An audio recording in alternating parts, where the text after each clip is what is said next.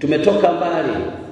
Familia iliyokuwa inaheshimika huko zamani ni ile iliyokuwa na redio nyumbani ama yenye baskeli aina ya Phonics. Leo mwenye redio wala hakuna mtu anamjali, kwa sababu kila mmoja anayo redio, tena ana TV, na wengine wanazo redio kwenye simu zao. Tulikotoka, mwenye chemli ya taa ulikuwa maarufu sana kijijini, na watu walijipanga kuangalia namna wanavyofaidi mwanga. Dunia imebadilika. Leo kila nyumba ina umeme, na watu wanaona umeme tena kama hitaji la lazima kwenye maisha yao. Dunia imebadilika. Dunia imebadilika kwa kiwango ambacho wakati tunakuwa sisi, bibi harusi siku ya kuolewa alikuwa ndio analia, na wale mnaokuwa wageni mnakuwa washangiliaji. Harusi ya leo, bibi harusi ndio mchezaji mkubwa kuliko wageni wote. Dunia imebadilika. Nataka niwaombe walimu wote mlioko hapa, endeleeni kuishi kwa dunia inayobadilika. Fikirini upya kila siku. Wale wanaotaka kuwarudisha nyuma kwa kuambia tuliendesha hivi chama cha walimu miaka 15 iliyopita, wajue kuwa kwa dunia ya leo si kweli kwamba mbinu zilizotumika miaka 5, 10 iliyopita zitahitajika kwenye dunia ya leo.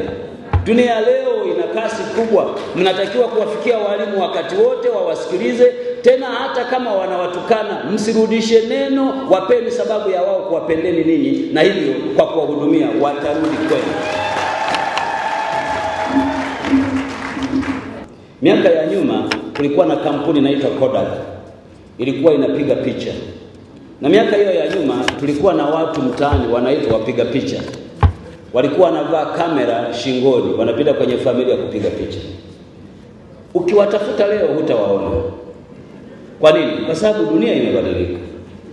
Kodak aliondolewa na digital world. Dunia ilibadilika, kila mtu leo ni mpiga picha. Na bila shaka hapa ninapoongea wako wanaonipiga picha hawajasubiri mpiga picha, na wengine mtapiga picha mkitoka hapa. Kwa nini? Dunia inabadilika. Zamani wakati tunasoma shule, ulikuwa unamwandikia mzazi barua, unasubiri miezi miwili mfikie, kisha kujibu kwa barua. Wakati mwingine mkifunga shule, siku umefika na barua ndio inafika kabla baba hajaiona. Dunia imebadilika.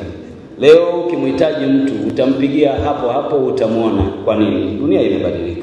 Leo mabadiliko ya dunia yanatusukuma kwenye dunia inayohitaji watu kufikiri sana, tena kwa haraka. Ninyi viongozi wa chama cha walimu mjue, mnaongoza walimu si kama wale wa zamani. Walimu wa leo ni watu wanaohoji sana. Tena wakati mwingine mtu anaweza kudhani hawaridhiki. Si kweli. Ni kwa sababu dunia iliyopo ni dunia inayobadilika. Mnapaswa kupitia mikutano kama hii na mafunzo mlionayo, lazima mjue kuwa kwa kubadilika kwa dunia, na ninyi staili yenu ya uongozi lazima ibadilike.